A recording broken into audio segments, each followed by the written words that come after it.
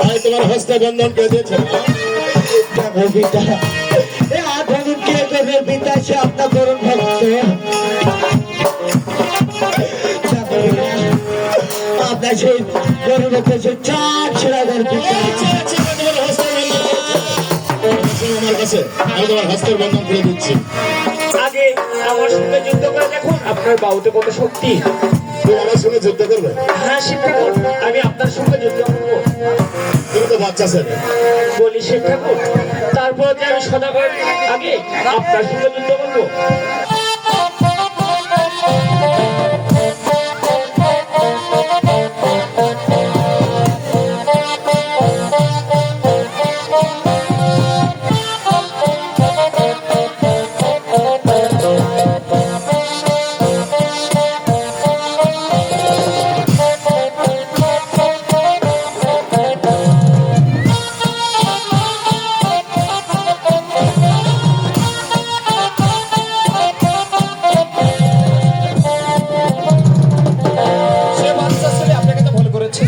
তাই বলছি আপনার কত বাহতে বলেছি, তবে আপনি আমার সাথে যুদ্ধ করে শিখতে পারেন।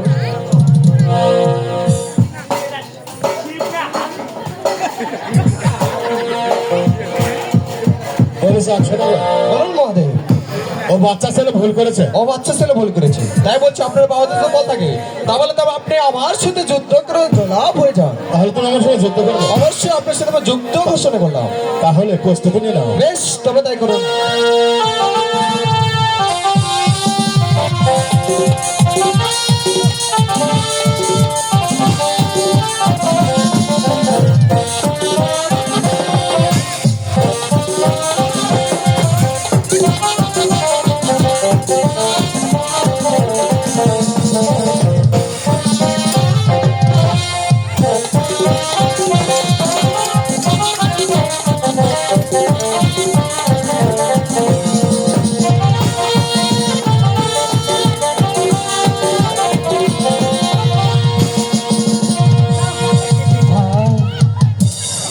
চাচা আপনার হস্তে মানে যায়, আমি কার হস্তে পুষ্প দিল পিতা?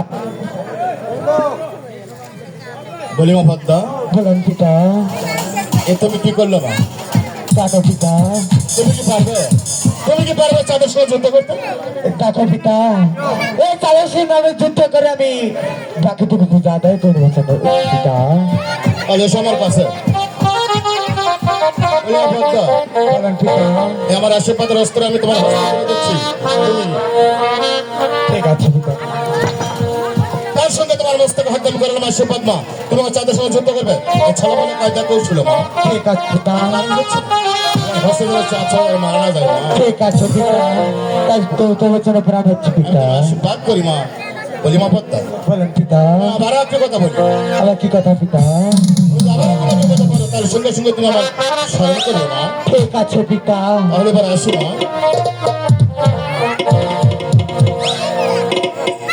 চন্দ্রশেখর সাবধান হয়ে গেছে পদ্মা।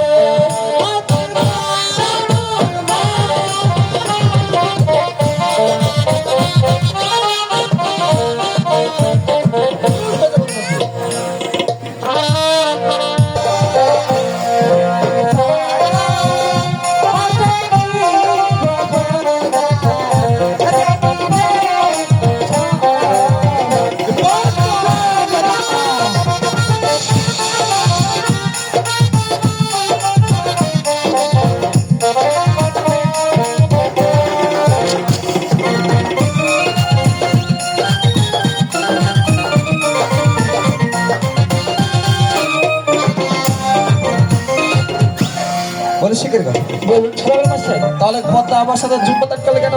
এই পথ ছাড়বে না। তাহলে তুমি সেখানে কি করবে? এখানে আমি পাহাড় তৈরি করতে পাহাড় তৈরি করবো। সে পাহাড়ে